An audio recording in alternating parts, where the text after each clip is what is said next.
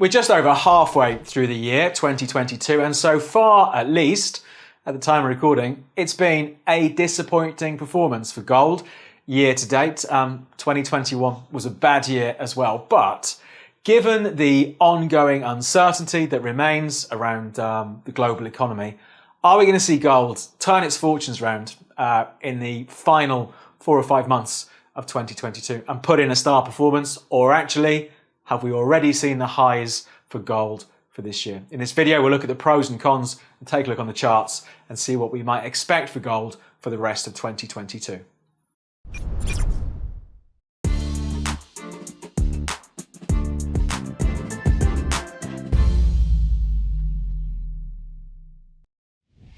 Hello, I'm David Jones from Capital.com, and I thought we would do a more medium-term outlook on gold. It's one we cover regularly throughout the month on the channel from a short-term trading point of view, but I thought let's take a look at a look to year-end as to what are the important things to watch for the gold price, the big levels to watch, and any possible targets. So as usual, I'll talk through some of this, then we'll jump on the platform and take a look at things in a bit more detail.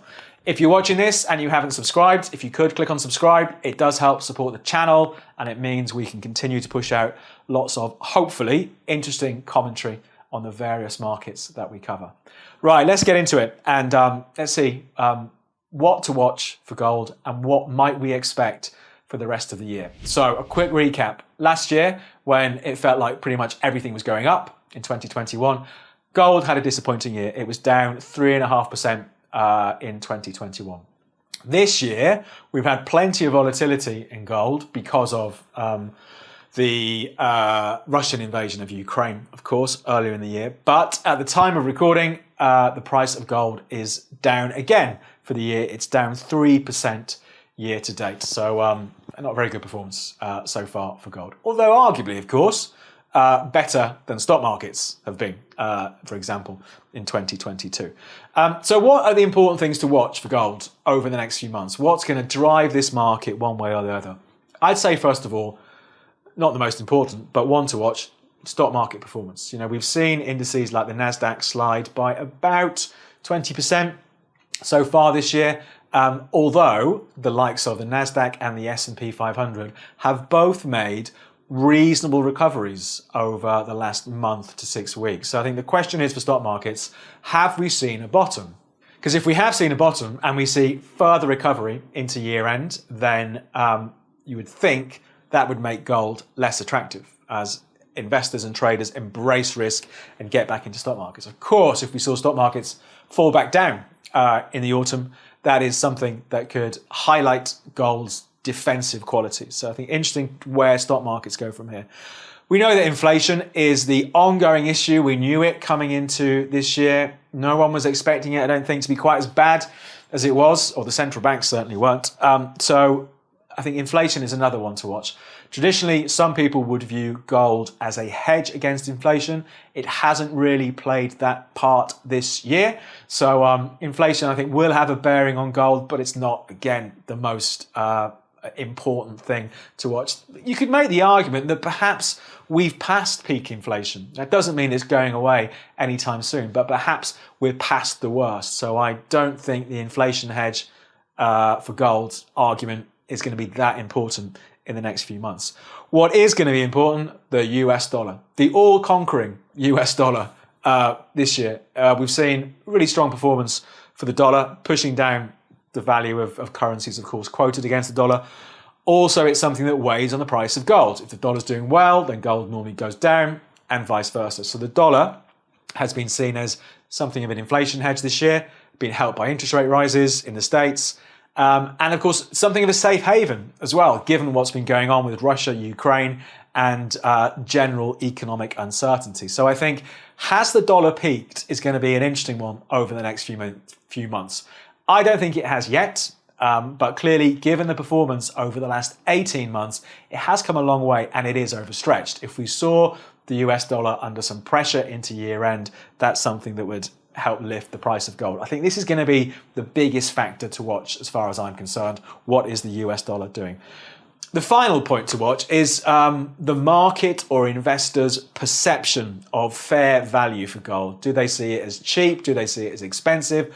We've recently, in the last few weeks, seen gold trade back to a 2-year low, so back to levels from the summer of 2020. So perhaps, despite a stronger dollar, perhaps people will take the view, well, maybe gold is a bit of a bargain in the 1700s. So I think that's something we'll take a look at in the charts in a bit more detail to bear in mind as well in the months ahead.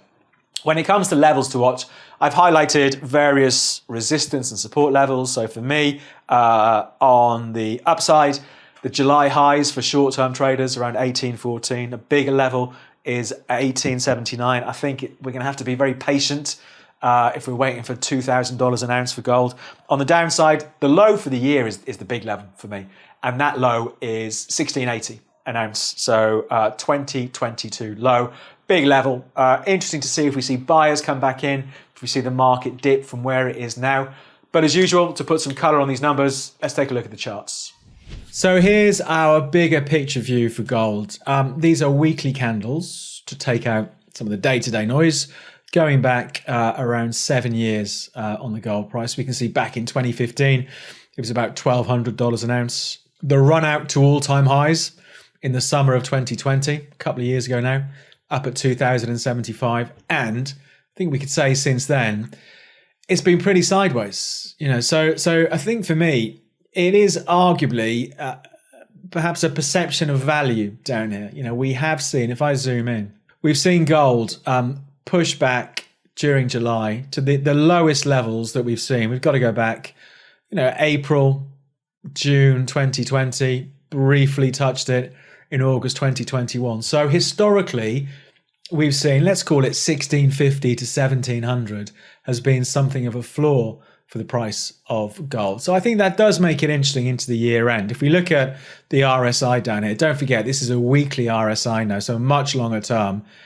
It has gone oversold over the last few weeks, and we'd have to go back to March of this year where it was anywhere near as oversold as this. So it has had quite the sell-off from those Russia-Ukraine inspired highs. So that's another reason where we could make the argument, I think, for seeing a base form for gold potentially over the next few weeks, couple of months, and to be something of a springboard for the rest of the year. So for me, I'd still favour sort of buying dips towards 1700. We do have this downtrend that's been in place since those 2070 highs set in March of this year. So being a little bit patient here would not be a bad thing, just to see if this 1650 to 1700 area holds. So for me, still mildly bullish, not dramatically so. We have been, broadly speaking, in this sideways trend for gold for the last couple of years, down 3.5% last year, down 3% at the time of recording this year.